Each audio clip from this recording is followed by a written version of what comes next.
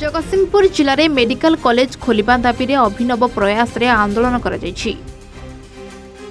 जगतसिंहपुर स्वास्थ्य सुरक्षा अभियान पक्षरु स्थानीय थाना छक ठारू आंदोलनकारी माने आंठे आंठे जिलापालक कार्यालय पर्यंत जाई आंदोलन करिसेंती।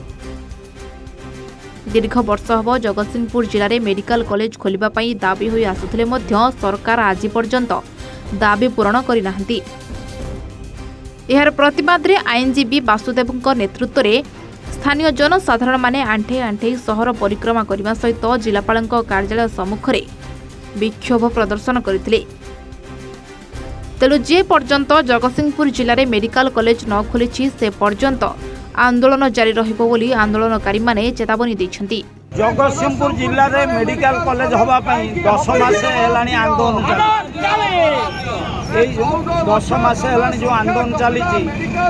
आमर जनप्रतिनिधि माने सरकारी किसी कले आमर से योग्य लोक प्रतिनिधि मान उद्देश्य आम मुंडिया मारी जिलार 4टी ब्लॉक रु छात्री मैंने आज्ञा जगतसिंहपुर जिलार जनसंख्या 14 लाख टपी सारे सरकार नियम अच्छी 10 लाख रु 12 लाख हेले मेडिकल कॉलेज होगापी ये मेडिकल कॉलेज हेले लोक मैंने समस्त रोगर उपशम पाइपर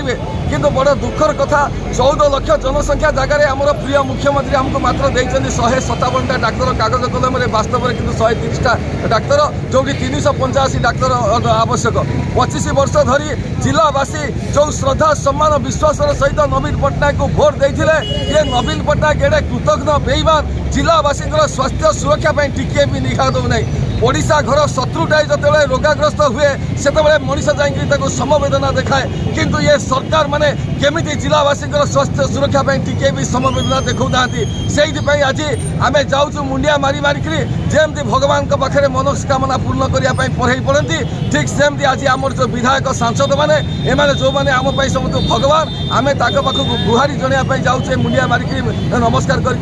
विधायक भगवान माने आम प्रति टे दया कर आम जीवन बचा मेडिकल कॉलेज टे खोल ये आम आज मुंडिया मारी मारिक जाऊँ गुहारी करने।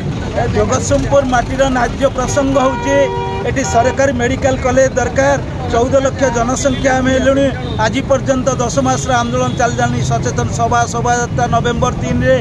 विराट गणधारणा एवं डिसेम्बर 7 रे मुख्य जगतसिंहपुर मुख्य सहर को संपूर्ण बंद कर दिगला एवं विभिन्न सचेतन आकार सरकार प्रशासन अवगत कराइला परे मध्य आज पर्यंत सरकारी मेडिकल कॉलेज सरकार घोषणा कले सेवा एक मौलिक आवश्यकता एवं संवेदनशील प्रसंग जो कथार